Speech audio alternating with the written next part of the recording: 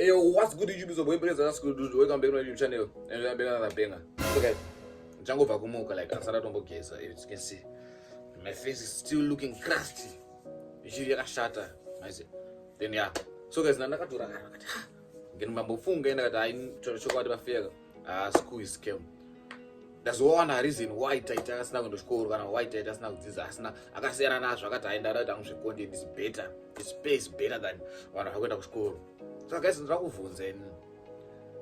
like you wakagara mubhazi handika like zvandira kuvhunza question yandira kuvhunza answer yachona wakaishaya kana uri kuenda kuchikoro bvowasiya kana uri kuuniversity bvowasiya kana uri kuzopunga zvekuzoenda kuchikoro kana kunonyora bvowasiya.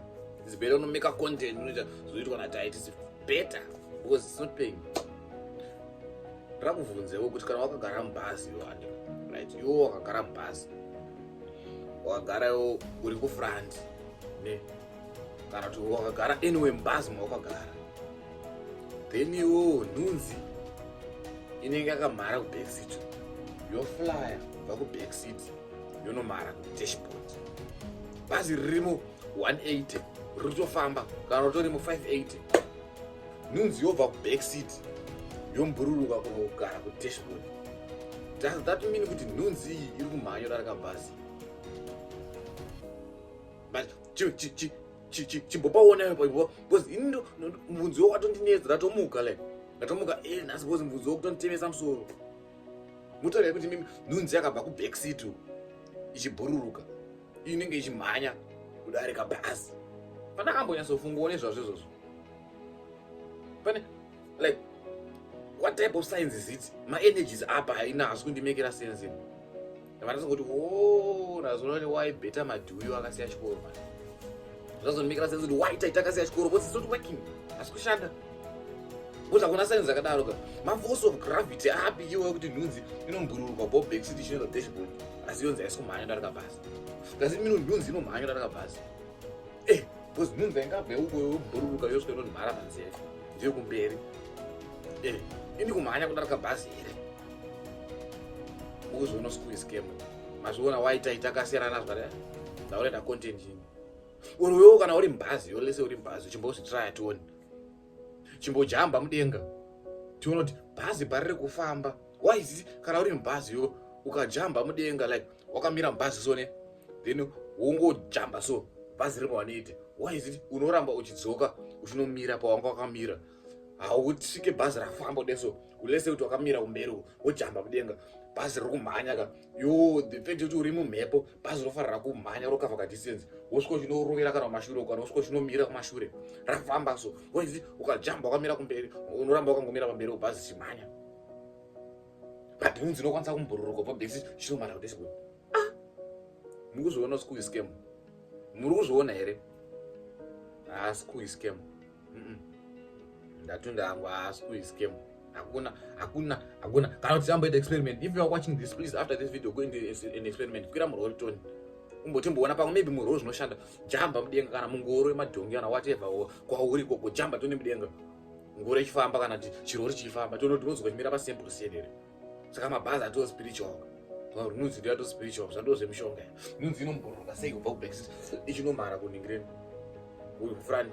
Saka inomhanya ndarika bhazi.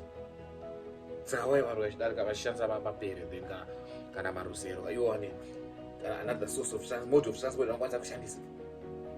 Anyways, that's not the story today. Ndaidongotaura kuti Tytie akasiyire chikoro mazvionoka guys. Ndaidongoexpose kuti Tytie why akasiya chikoro but that's not the case. So guys, if you are new here, please like, comment, share, subscribe to my YouTube channel for more and more content. Subscribe when I subscribe. Alright, so guys, besides content yangu makuwe want to know guys. Tinozodo ndite makuwe ndoti you don't watch my content. You don't gazara content unazo kudarika Tytie. You don't watch my content. My views yangu content yangu maoriginal. Mashow mama 200 views. Machi pandakangu post Tytie deso.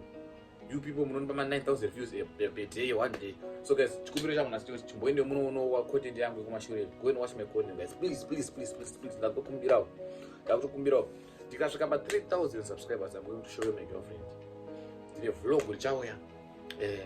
A surprise to come. I'm gonna show you my girlfriend.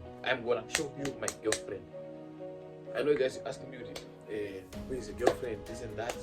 Jamunza pakamera. Jambo wa content naye. Like njaenda kuma intro, vlogger njaenda kuma intro. Well, they have been dating like for quite a long time now. I think around 4 months, 4 to 5.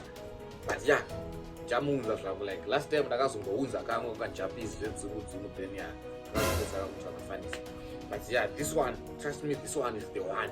So guys, please watch my vlogs, watch my content, man. Tell me my content ideas about them comment section. Do the content I'm going to do we trade content nyama. I can do anything for content. That's why you see what channel is not a couples channel.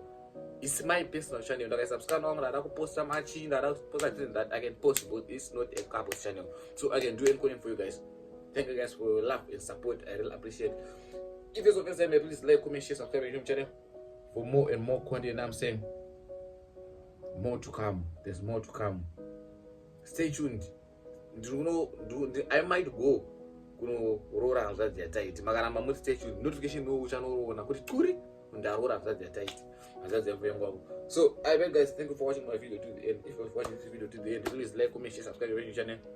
Tell a friend. But pano nakiza, pano fire. And I'm saying, Tango, oh, let me kiss you.